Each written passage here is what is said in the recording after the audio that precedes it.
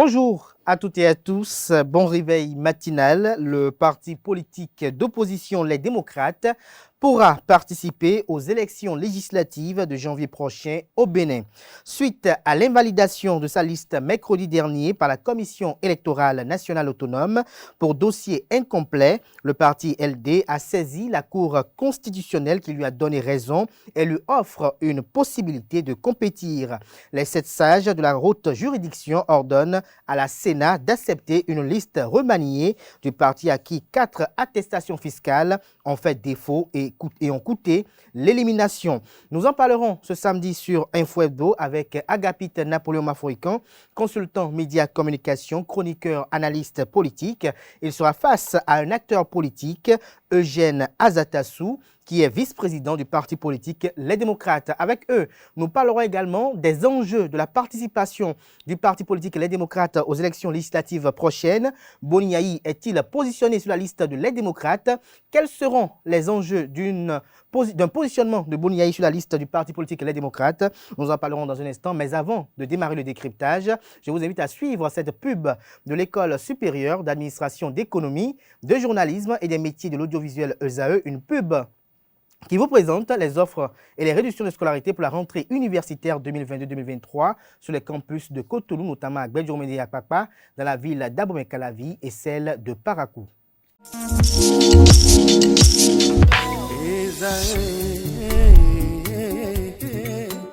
Bonne nouvelle pour la rentrée académique 2022-2023, l'École supérieure d'administration, d'économie, de journalisme et des métiers de l'audiovisuel ESAE vous ouvre les portes de ses différents sites. À Gbedjourmede, à Abomey-Calavi, à Akpakpa et même à Parakou, l'université ESAE vous offre des bons d'études et des demi-bourses dans toutes ses filières en licence 1, 2 et 3. Et pour les 100 premières inscriptions en master 1 et 2, bénéficiez des demi-bourses. Nouveau bachelier, vous avez au moins la mention assez bien, inscrivez-vous vite à ESAE et bénéficiez d'un bon de 50 000 francs CFA. Étudiants, étudiantes et nouveaux bacheliers, payez 200 000 francs CFA en sciences de gestion, sciences économiques, sciences juridiques et en administration des affaires en licence 1, 2 et 3 et 500 000 francs CFA en master 1 et 2, 250 000 francs CFA en administration générale, administration des finances, journalisme et métiers de l'audiovisuel en licence 1, 2 et 3 et 600 000 francs CFA en master 1 et 2. Alors, inscrivez-vous vite et profitez des offres exceptionnelles mais également d'un enseignement de qualité à l'université d'excellence ESAE. Infoline 90 93 65 21 ou le 98 98 14 00. ESAE, l'excellence a un nom.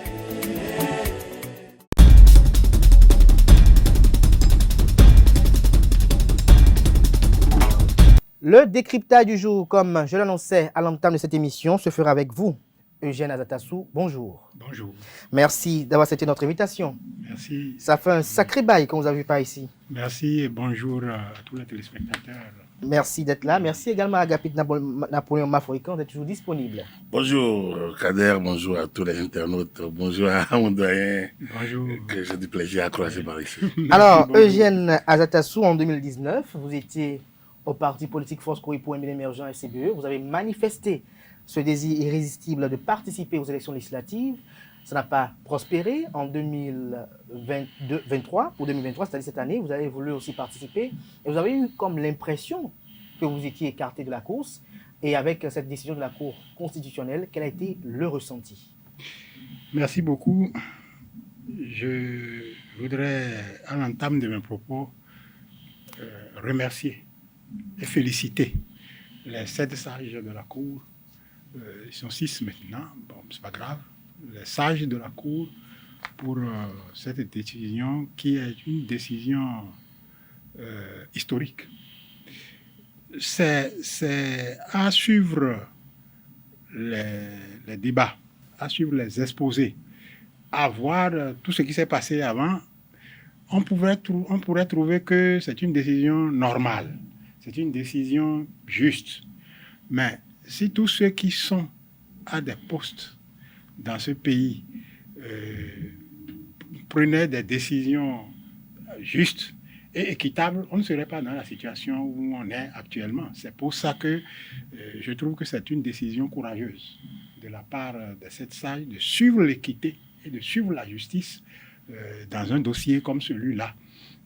Dans la situation où nous nous trouvons, où le DGI a parlé lui-même d'instruction, les instructeurs sont toujours en place, et pourtant, la Cour constitutionnelle a fait de l'équité et de la justice. Je voudrais féliciter les sages pour cela. Oui. Je voudrais demander à ce que cela se poursuive dans ce sens. Alors, au niveau du Parti Les Démocrates, comment vous avez reçu cette nouvelle-là? Oui, c'est-à-dire que personnellement et au niveau du militant des Partis Les Démocrates, ça a été accueilli avec une grande ferveur, une grande joie. Personnellement, pour ne rien vous cacher, je ne m'y attendais pas. Je m'attendais, parce que je connais la situation. Donc, tout ce que le DGI a fait, où on dit vous avez 0 impôt, après vous revenez, on dit pour chercher le quitus, on dit non, vous devez encore tant. Et après, vous payez, vous revenez pour prendre le quitus, on dit non, vous redevez encore tant. Et puis, tout ça là, pour dire après que c'est sur instruction, connaissant l'ambiance générale du pays, j'étais dubitatif. J'avais croisé les doigts pour que ça marche. Je dois remercier les 7 sages pour qu'ils aient pu, dans le contexte actuel, agir comme ça. Agir ainsi. Voilà. Dites-nous, Agapit Dabloma-Forican, quel est le commentaire de l'analyse politique sur cette décision-là? D'abord, je suis content d'entendre le doyen Tatassou féliciter les 7 sages. Et il a dit que tout le monde pourrait faire comme eux. Mais je voudrais rappeler que c'est toujours la même cour qui a parlé du certificat de conformité il y a 3 ans.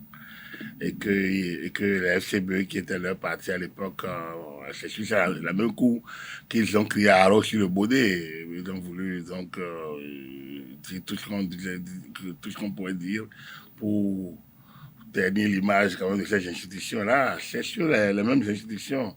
Quand j'ai écouté tout récemment l'un des porte-parole pour ne pas parler de Jules Lodjou, sur RFI, pour ne pas citer cette radio, dire un certain nombre de choses en mettant à la limite en doute la crédibilité des institutions et leur impartialité. Et je voudrais dire que moi également, je salue la décision, je la salue, je ne m'y attendais pas, non pas parce que, par la même raison que les doyens, mais parce que du point de vue du droit électoral, les démocrates étaient déjà out, ils étaient déjà hors du circuit. Ils n'ont pas satisfait à une condition fondamentale qualifiant à la participation aux élections, une condition qualificative aux élections, c'est une pièce centrale qu'est le quitus fiscal. Là, c'est une pièce individuelle qui devrait jouer à leur dossier de candidature, qui devrait être soumis à la Sénat. Donc, a priori, la Sénat n'a rien fait, la Sénat n'a pas rejeté, le dossier n'était pas à jour. Donc, du coup, la Sénat ne pouvait pas le considérer. Alors, la Cour constitutionnelle a fait un travail pédagogiquement exploitable. C'est pourquoi moi-même, je qualifie la décision d'historique, comme l'a dit le doyen, parce qu'elle est historique, parce qu'elle doit être analysée au prisme de 2 ou 3 petites choses.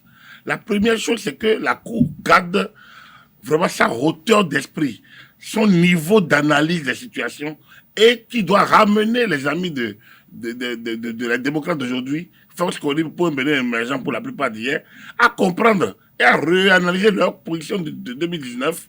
Au moment où on a parlé du certificat de conformité, ils ont dû comprendre que lorsqu'on a fait le nouveau cadre politique, excusez-moi, oui, lorsqu'on a fait le nouveau cadre politique, oui, pour aller aux élections législatives 2019, il fallait bien montrer qu'on était à jour, on s'est mis en conformité avec le nouveau cadre politique et la pièce pour le faire était le certificat de conformité. Ce n'était pas une pièce nouvelle, c'était une condition qualificative qu'il fallait prouver par un document. Ça, c'était la première chose que je retiens de la Cour. La deuxième chose que je retiens de la Cour, c'est que beaucoup de citoyens ne voient pas, c'est le volet régulation des pouvoirs publics qui est parmi le pouvoir contentieux, enfin, le pouvoir dont dispose la Cour. Ici, la Cour n'a pas dit du droit. La Cour a fait ce qu'on a dit le doyen, l'équité. La Cour a essayé d'analyser les différentes positions, a compris que le Parti des démocrates a fait ce qu'il devrait faire lui pour aller aux élections. Voilà.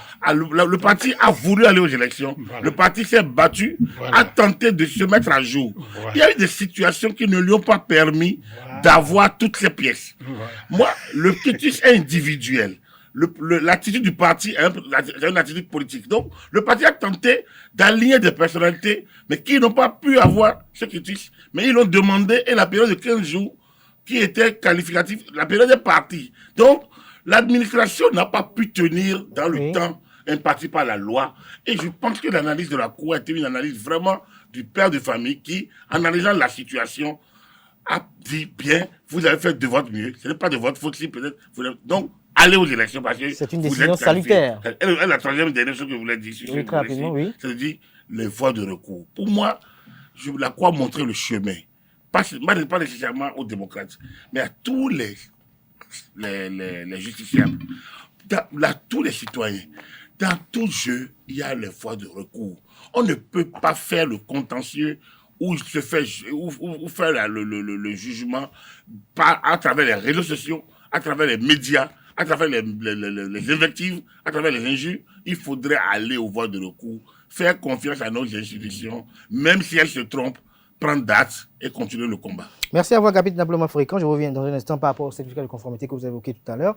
Alors, Eugène Adjarasso, pourquoi au départ vous ne vous y attendez pas? Est-ce parce que vous estimez que la Cour constitutionnelle n'est pas indépendante ou vous estimez que... Si vous revenez sur la question du certificat de conformité, ça a été un document inventé de toutes pièces. Pourquoi je dis ça? Il y a un état de choses en place. Il y a des anciens partis qui ont un délai pour se mettre en conformité avec la réforme. D'accord? Il se fait que ce délai extrade le moment où la Sénat doit récupérer les dossiers. Il n'y revenait pas à la Cour de statuer sur ça. Non. Si le délai n'est pas atteint, les partis sont autorisés, les partis peuvent composer, les partis peuvent aller en compétition. Mais la Cour a sorti de son chapeau un certificat de conformité et ce n'est pas seulement ça. C'est pour remettre à l'exécutif la décision pour que les partis participent ou ne participent pas. Parce que pour ce certificat de conformité, nous avons tout fait. Tous les dossiers du parti FCBE étaient bons à l'époque. Vous pouvez poser la question au ministre Sakalafia, qui était au ministre à l'époque. Il nous a dit, votre dossier était bon. Mais on ne nous a pas donné le papier pour aller en compétition. Donc c'était fait exprès. Et la Cour d'aujourd'hui n'a pas procédé de la même manière, n'est pas composée de la même manière. La Cour d'aujourd'hui n'est pas composée de la même manière. Le président de la Cour en 2019, c'était Joseph Djogbenou, qui a inventé le certificat de conformité de toutes pièces. Il ne décide pas de façon unilatérale au sein... Bon, non, mais la Cour n'est pas composée de la même manière. C'est à croire que les 6 qui sont là aujourd'hui étaient des godillots. Non, la Cour n'est pas composée de la même manière. Même s'ils ne sont pas des godillots, il y avait des voix à l'intérieur qui pouvaient contrebalancer. Je ne sais pas comment ça a fonctionné, mais la Cour, dites-moi que c'est vrai, n'est pas composée de la même manière. C'est la même Cour. Je reviens sur la même question tout à l'heure, Agapit. N'est pas composée de la même manière. Par conséquent, je me dois aujourd'hui, le certificat de conformité était unique. Et c'était un document d'exclusion. Et ça a été utilisé comme un document d'exclusion. Alors aujourd'hui, nous ne pouvions pas ne pas dénoncer cela. Nous avons dénoncé. Ce n'est pas que nous nous sommes abstenus de le rechercher. Nous l'avons recherché, nous avons fait tout ce qu'il fallait pour. Mais c'était pour l'exclusion et ça a été utilisé pour l'exclusion. Par conséquent, revenons à aujourd'hui. Oui, est-ce qu'on peut déduire de votre démarche au niveau de la Cour au départ que c'était comme une perche à la mer? Au niveau de notre, c'est Est-ce que c'était une volonté de dire, bon, nous avons la Cour pour voir? Nous voulions épuiser toutes les voies de recours. Et nous voulions compter que les institutions étant composées d'hommes, les hommes ne sont pas statiques dans le temps. Et il peut y avoir des événements qui permettent à des hommes de faire des analyses sur un même objet et le temps d'après faire d'autres formes d'analyse sur le même objet. Donc, nous avons lancé, parce que c'est une institution qui est chargée de cela, et nous avons attendu, nous nous sommes battus à ce niveau, pris des avocats et tout ça, et nous avons fait les choses que nous devions faire jusqu'au bout. Vous comprenez? Et donc, ça, tout ce que je dis n'enlève pas le mérite à cette cour, parce qu'on est dans la même situation politique, on est avec les mêmes qui ont donné des instructions à la DGI, les mêmes sont en place. Et la Cour a quand même dit ce qu'elle a dit là. Il faut la féliciter. Et il faut... Elle a prouvé son indépendance. Il faut... Bon, sur ce point, oui. Maintenant, je dis, il faut que ça se poursuive comme ça. Il faut que ça se poursuive comme ça et qu'on continue de dire le droit de faire son travail en toute indépendance et en ne se faisant pas manipuler. Je pense que c'est important même pour les hommes qui composent les institutions. Parce qu'en réalité, quand ça va se casser après, ou quand ça va passer, c'est le cadre qui est à son poste qui répond de ce qu'il aura fait. De ce qu'il aura fait. Et il faut que tous les cadres le sachent. C'est très important. Alors, Agapit Naplomo-Foika, on parlait tout à l'heure du certificat de conformité. Est-ce qu'au regard de la décision qui a été prise aujourd'hui par la Cour constitutionnelle, vous l'avez démontré tout à l'heure, vous avez dit, au regard de la loi électorale, les démocrates étaient disqualifiés. Mais, coup de tonnerre, à la grande surprise, on a vu que la Cour les a remis dans le jeu. Est-ce à dire qu'en 2019, la Cour avait la possibilité de permettre à d'autres forces politiques de participer aux élections, excepté l'UP et le BR? Non, à l'époque, puisqu'il y avait... Là, j'interroge le juriste consultant, là. Non, ouais, il y avait un vocabulaire de l'époque, vous voyez, faute mineure, faute majeure. Donc, la Sénat avait fait un travail déjà de dépouillement et plutôt de considération d'un certain nombre de paramètres au dossier. Oui, mais avant les fautes mineures, les fautes majeures, au moment où on devait recevoir les dossiers des uns et des autres, au niveau notamment du parti FCB d'alors, où il y avait le certificat de conformité qui avait été... Je viens. C'est-à-dire qu'on était au début des réformes et la Sénat, comme je l'ai dit, bon, le langage était mauvais, la communication était mal assumée, enfin, mal conduite à l'époque. Mais l'expression faute mineure, faute majeure a montré qu'il y a beaucoup de choses que la loi a prévues, sur lesquelles la Sénat est passée, mais en communiquant là-dessus, en voulant être honnête, mais bon, ça n'a pas été bien. Le certificat de conformité n'est pas une pièce de plus. Le certificat de conformité était naturellement la justification d'un état de situation. Et ça, je pense que le juriste le dira toujours. Dès lors qu'il fallait se conformer à la nouvelle réglementation, il était obligatoire. Vous savez, avant que le passeport, on ne l'attend pas d'un enfant de 6 ans ou de 8 ans a priori. Parce qu'on estime qu'il n'est pas majeur, il n'a pas besoin de passeport, il n'a même pas de... Il est mineur, donc des gens qui peuvent poser, ses parents peuvent répondre de lui. S'il veut voyager, automatiquement il est obligé, il ne dira pas... Autorisation parentale. Il ne dira pas que j'attends 18 ans pour avoir mon passeport. S'il veut voyager, on l'oblige à avoir son passeport. Et maintenant, il y aura l'autorisation. Si vous n'êtes pas un parti qui devait aller aux élections, vous aviez 6 mois de septembre, fin septembre, où la loi a été promulguée, ou octobre, où ça a été promulgué jusqu'à fin février ou mars, 26 mars à l'époque. Or, il se fait que pour devant aller aux élections, vous êtes, même si l'élection avait lieu en janvier, vous êtes tenu de prouver que vous êtes un parti qui répond aux exigences de nouveaux cadres légaux. Pas forcément. Non, attendez.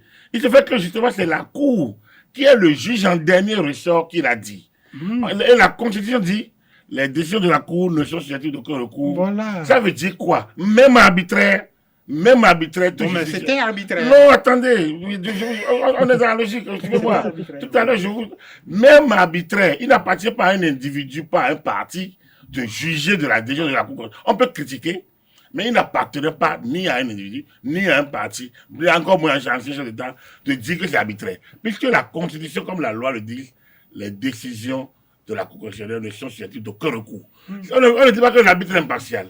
On ne dit pas que l'arbitre est infaillible. On dit que l'arbitre a tranché, on doit aller.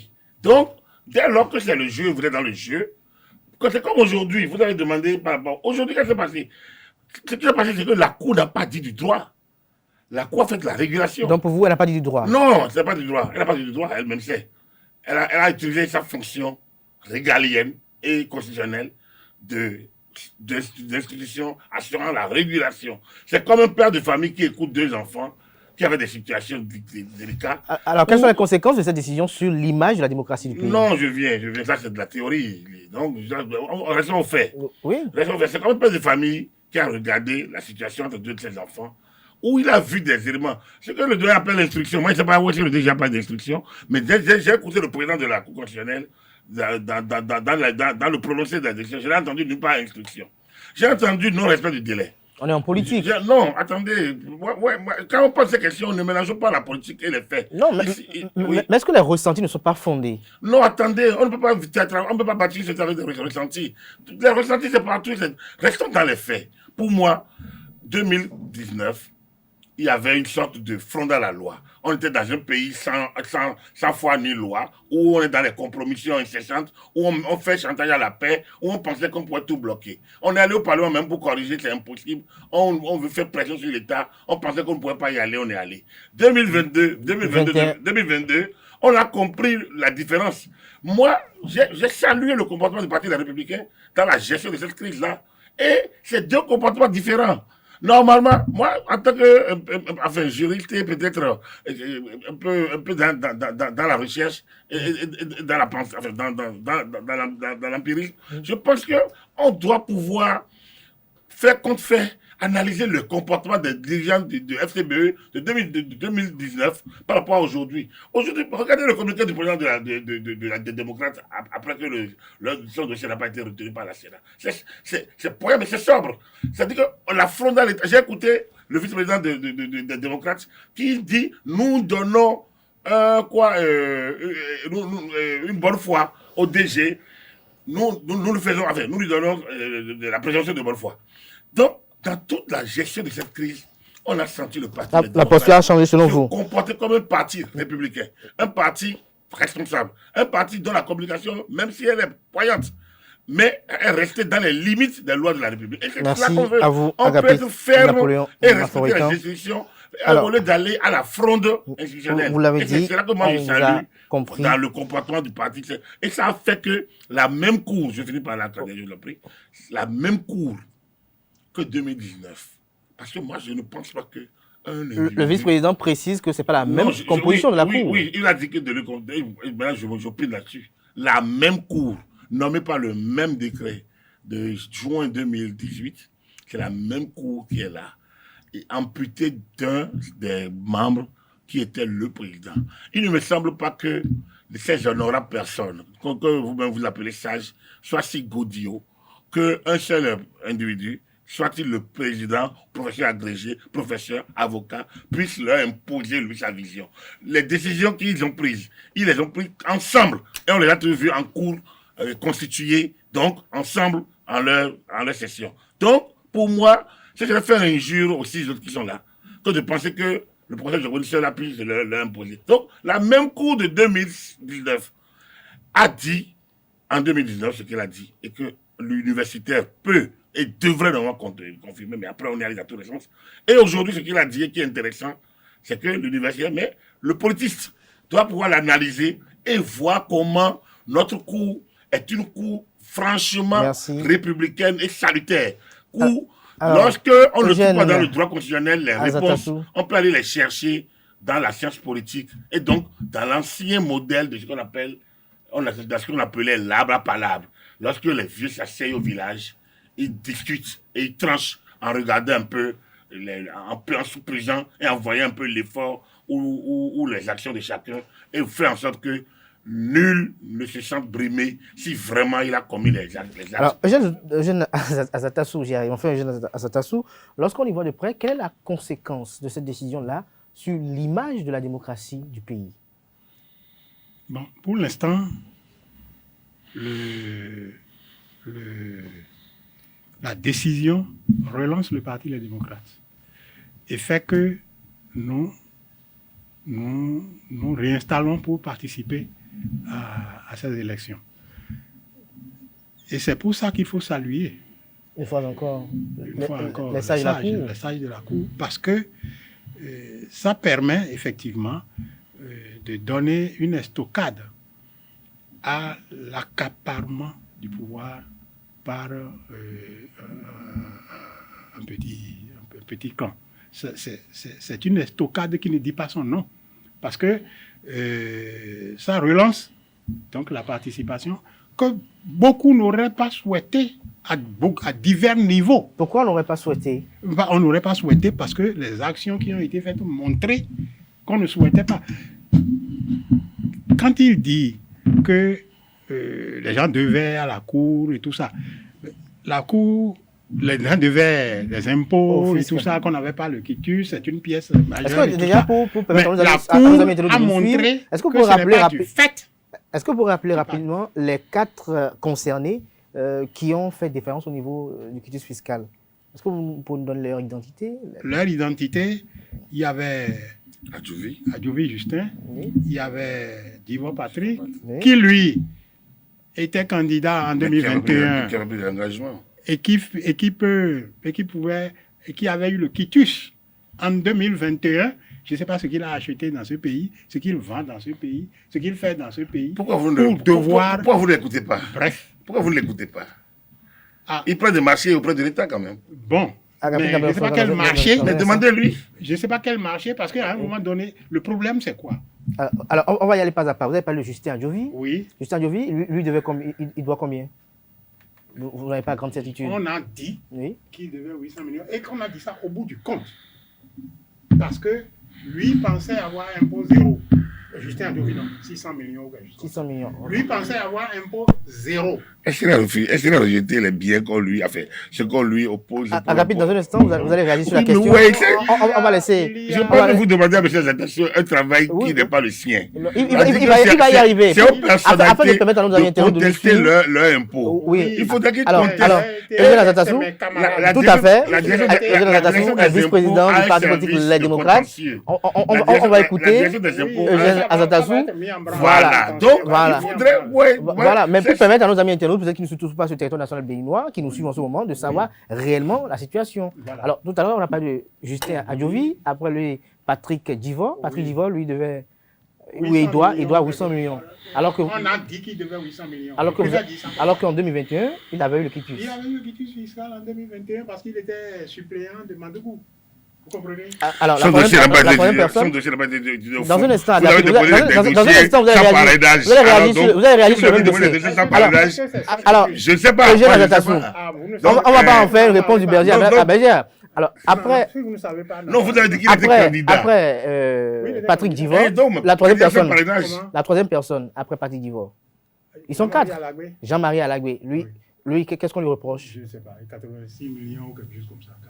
Et la 4e personne? La 4e personne, c'est Koudébi Arnaud, je crois. Koudébi Arnaud. Koudébi Arnaud, lui, bon, il a payé des montants près de 5 fois.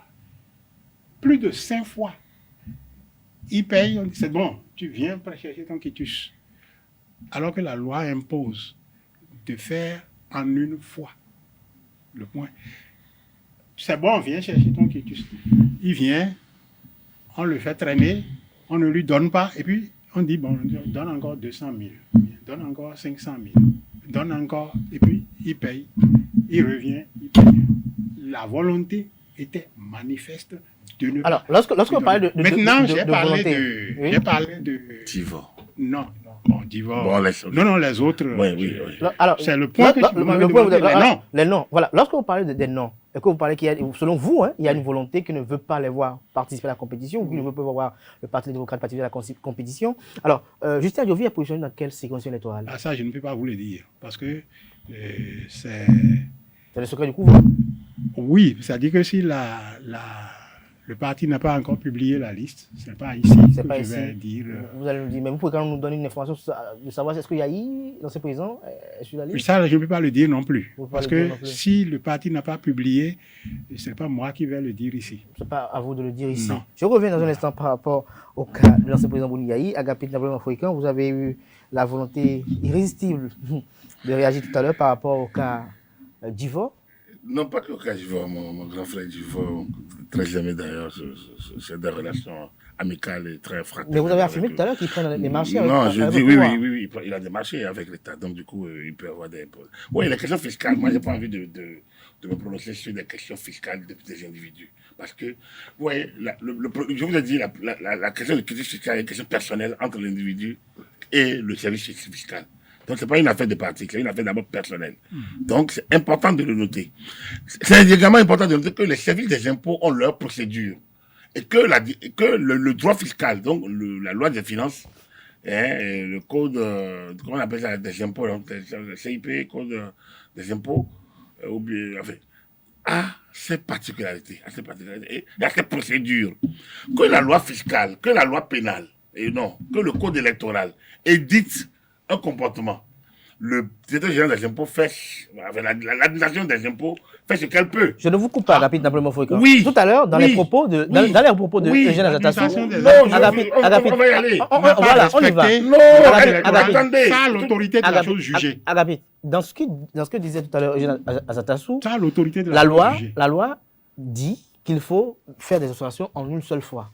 Comment se fait-il qu'à des moments donnés, on note qu'au niveau de la direction générale des impôts, les exonérations sont faites plus de 2 fois? Vous pouvez me laisser finir mon développement. Oui, allez-y.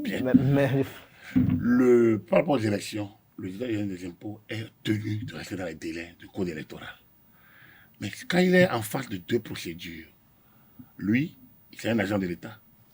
Il est à un poste de l'État, de haute administration. Je ne connais pas, hein, je dis, moi je suis un analyste, donc je regarde les éléments et je les croise. Si je suis entre 2 lois et je regarde ce qui fait priorité, lorsque subitement je reçois 4200 dossiers, alors que d'habitude ça venait à compte-gouttes, je suis obligé, alors que ma signature a un contenu, la preuve, vous disiez, et pourtant il y a 3 ans. Donc, je suis obligé de faire la procédure de vérification nécessaire avant de donner le quitus. Et si, sur 4200, il a pu donner 3000 et quelques, je ne pense pas qu'on puisse lui faire un procès. Maintenant, les délais de 2 semaines n'ont pas été respectés. Il appartient aux justiciables d'aller au contentieux, d'aller aux voies de recours.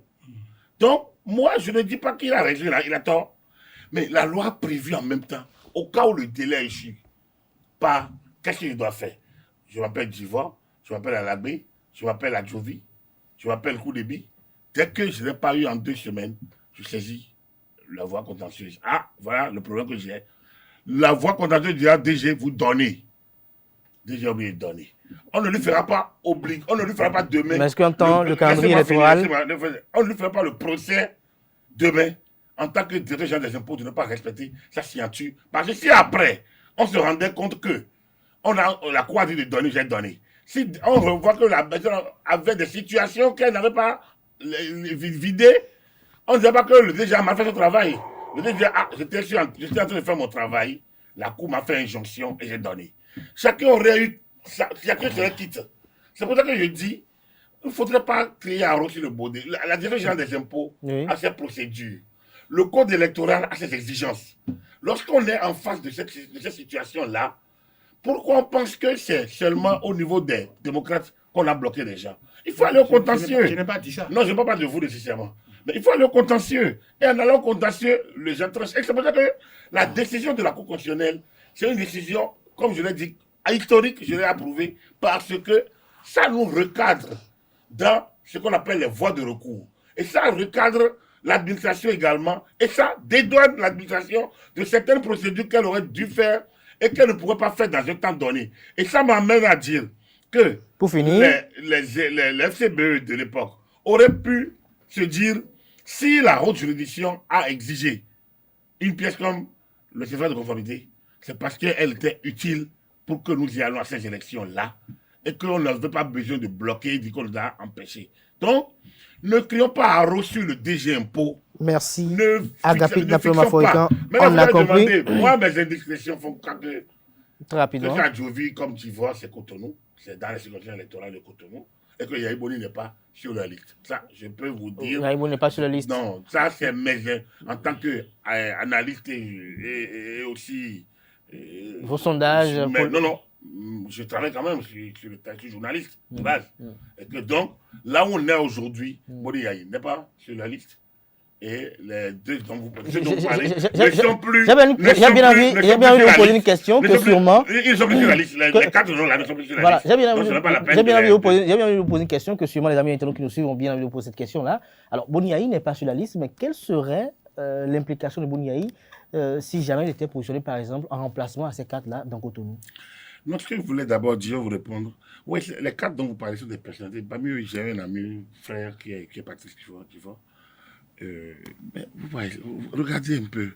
Vous pensez qu'ils sont si menaçants, ils sont si... Donc pour vous, Boni Yaï positionné dans Cotonou, candidat. Vous pensez que ces quatre-là sont si... pour qu'on puisse leur interdire de prendre d'avoir leur quitus. Il y a des situations. Je suis revenu pour que nous ayons confiance en nos structures, qu'on ne juge pas déjà systématiquement le comportement de quelqu'un sans l'avoir éprouvé. Je pense que penser qu'on les empêche, non, il faut regarder dans leur dossier. Pour moi, c'est des personnalités qui se valent.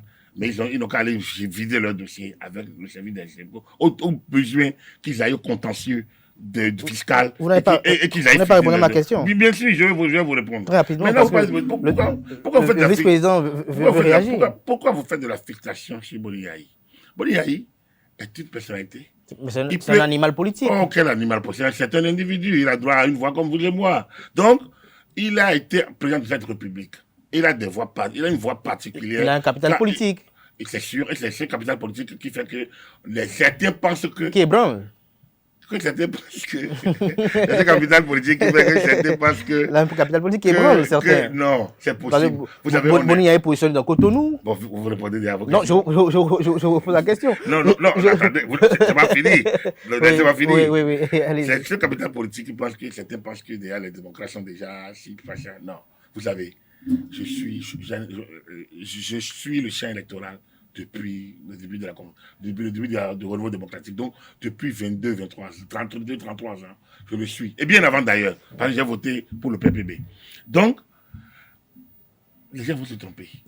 Alors, Eugène Azatassou, aujourd'hui, se réclame de Boni Yaï, les FCBE, et personne ne peut le leur dénier, même si certains, parce qu'ils n'ont pas, ils sont pas vieux, c'était des amis d'hier.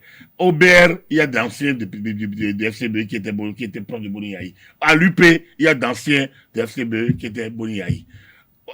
Aux démocrates, il y en a qui n'étaient pas à Boni Yaï, qui étaient anti-Boni Yaï, qui sont aujourd'hui aux démocrates. C'est dire que ne fixons pas les choses sur Boni Yaï.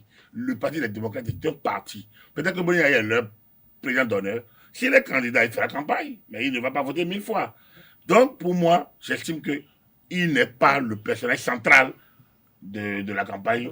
On va laisser le vice-président vous répondre par rapport à cela. À son niveau. Maintenant, s'il veut faire campagne avec eux, libre à lui de faire campagne. Eugène Azatassou, vous êtes vice-président du Parti politique des démocrates, l'un des vice-présidents, donc vous êtes membre du bureau politique. Alors, dites-nous, est-ce que l'ancien président Thomas Boni Yaï, au regard de ses charges nouvelles au niveau de la sous-région, est-ce qu'il est impliqué dans le processus qui prépare le parti à ces élections-là? Bon, Boni Yaï est président d'honneur du Parti des démocrates. Impliqué, il est impliqué dans la mesure où... De son titre? Oui, dans la mesure de son titre. Dans la mesure de son titre. Et il est important de savoir aussi que Boni Yaï, pour nous, est une icône. Pour les démocrates, c'est une icône. Et par conséquent, il n'a pas besoin d'être au siège tout le temps. Il n'a pas besoin d'intervenir tout le temps pour dire ceci ou cela. Mais c'est notre président d'honneur, c'est une icône. Et bon, nous faisons ce que nous pouvons avec lui sans que ça ne devrait pas être un gros problème. Je ne sais pas ce qui fait que vous posez cette question. Non, je la pose parce que sûrement, parmi ceux qui nous suivent aussi, ont également cette question. Oui. Combien d'autres Béninois, citoyens béninois?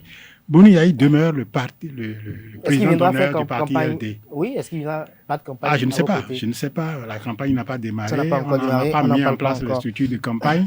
Et moi, je serais très heureux qu'il puisse se dégager, il puisse dégager de son temps pour nous accompagner dans la campagne. Pourquoi pas?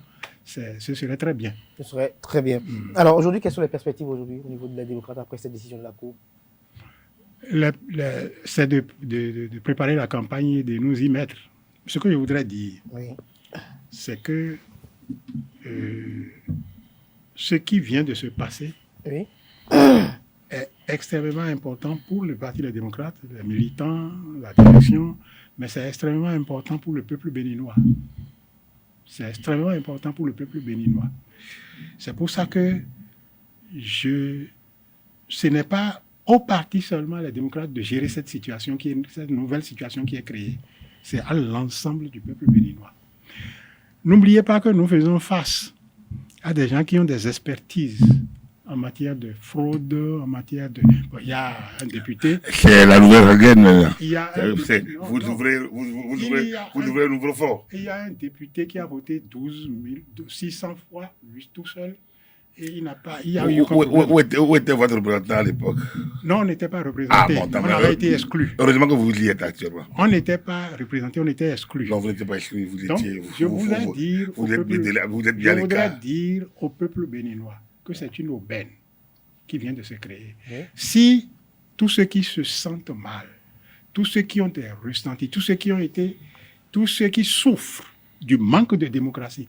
Quand je dis manque de démocratie, je ne suis pas seul à en parler. Le président Talon lui-même a dit qu'il ne fait pas la démocratie comme on a fait là. Il ne l'a jamais dit. Donc, il n'a jamais dit. Bon, bref, c'est comme ça que moi j'ai compris. Par conséquent, tous ceux qui souffrent du manque de démocratie, tous ceux qui souffrent du manque de liberté, même au-delà du Parti des démocrates, n'ont qu'à s'organiser pour que ce soit clair et net et pour que le Parti des démocrates puisse effectivement monter à l'Assemblée en puissance. Parce que la première chose que nous allons faire, c'est, j'avais déjà toujours énoncé les 3 revendications, nous ne les avons pas abandonnées. Sortir les détenus politiques, faire revenir les exilés politiques et nous asseoir pour rediscuter de notre vivre ensemble. Ça là, ces 3 choses-là, nous y tenons toujours. Et par conséquent, si le peuple béninois adhère à ça déjà, bon, il reste beaucoup d'autres choses. Par exemple, il y a le défi sécuritaire. Il y a toutes les lois qui ont été prises et qui confortent la situation dans laquelle nous nous trouvons actuellement. Par conséquent, si le peuple béninois adhère à ça, il faut qu'il s'organise, même au-delà des structures du Parti des démocrates, pour suivre ces élections et accompagner massivement le Parti des démocrates au Parlement. Il faut que ce soit substantiel. Ce n'est pas dit que ce n'est pas quelques députés qui vont commencer à discuter, brailler. Ça ne résoudra aucun problème. Mais il faut qu'il y ait une puissance réelle du Parti des démocrates qui puisse effectivement remettre de l'ordre dans ce qui est en train de se passer depuis 2016. Voilà. Merci à vous, Eugène Azatassou, Agapit Navloma Foïka. Un petit commentaire pour conclure ce débat. Écoutez, M. Azatassou, je me dis que finalement, il n'y a pas de... En quelques minutes. Nous sommes sur une élection législative, ce n'est pas une élection présidentielle. Donc, même si vous êtes 90 députés ou 108 députés sur 109, je ne sais pas combien c'est de députés, vous ne pouvez rien changer. Vous ne pouvez pas imposer un dialogue, vous ne pouvez pas imposer le retour de qui vous dites exilé, vous ne pouvez pas libérer qui vous dites détenu présumément politique. C'est des élections législatives, qu'on ne se trompe pas.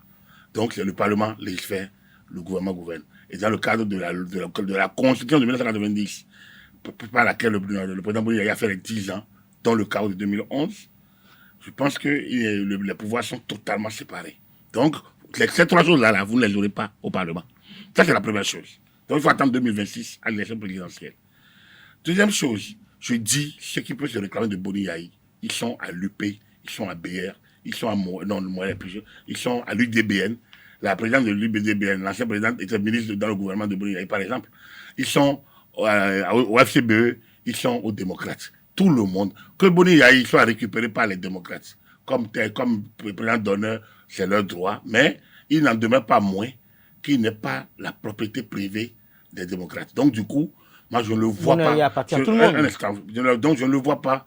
Et il ne serait pas décent qu'aujourd'hui, en assumant une fonction comme il assume, il se mette dans la bataille. Mais j'espère que lui-même sait ce qu'il doit faire. Enfin, moi, je me réjouis. Je me réjouis énormément parce que je l'ai dit sur une de mes chroniques que je souhaiterais fortement que le Parti des démocrates aille aux élections. Je souhaiterais que l'appel au peuple que le Donald Attalsou fait soit entendu.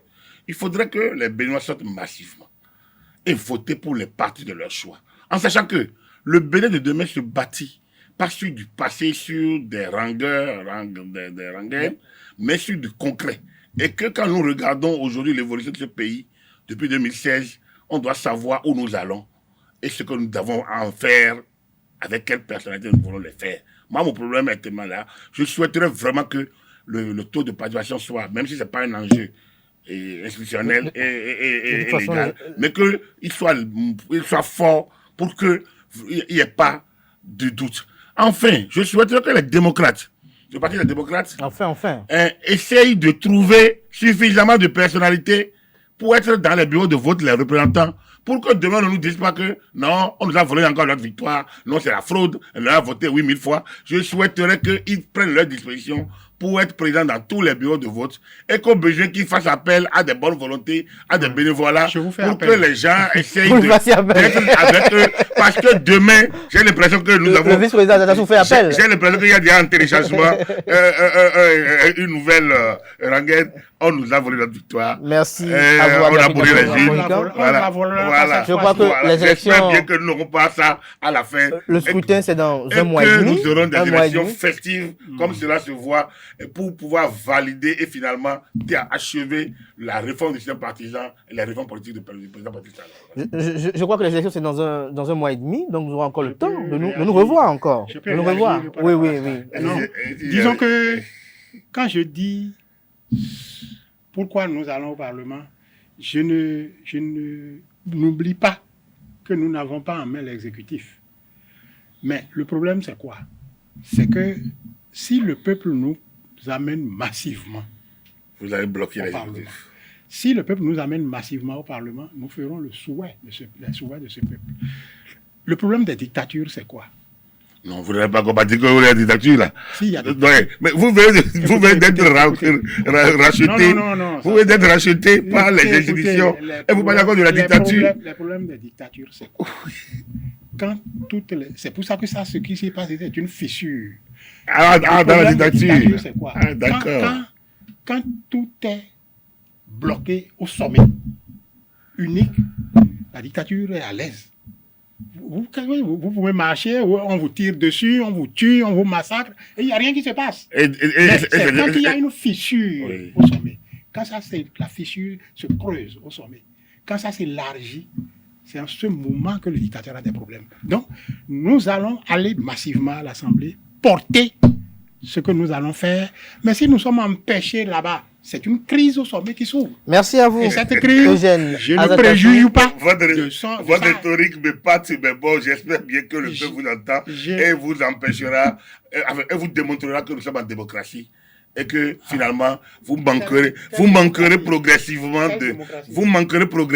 de mots pour continuer à vous victimiser. Et l'incapacité dont le FCB ont fait preuve en 2019, ou bien la témérité à la limite du blocage institutionnel de 2019, que vous finirez par abandonner ça comme on nous a empêchés, mais de dire qu'on n'a été pas suffisamment aguerris pour affronter des réformes majeures. Merci à vous. On a été dernier de la classe en 2019. Merci à vous, Agapit Mafoma-Forican. Merci également à Eugène Azatassou. J'espère que vous prenez l'engagement avec nos amis internautes d'être encore disponibles très prochainement. Il n'y a pas de problème. Merci à vous. Merci à vous d'avoir. Faites appel à mon parti, si le parti me désigne. Merci à vous. Merci à vous une fois encore, Eugène Azatassou. Je rappelle qu'il est l'un des vice-présidents du Parti politique Les Démocrates. Merci également à Agapit Napoléon-Mafoïcan, qui est consultant médias et communication. Il est également analyste chroniqueur politique. Merci à vous, chers amis internautes, pour l'attention accordée à ce programme télé sur ESAE TV. Portez-vous bien. Belle suite de programmes sur ESAE TV. On se retrouve incessamment pour l'invité.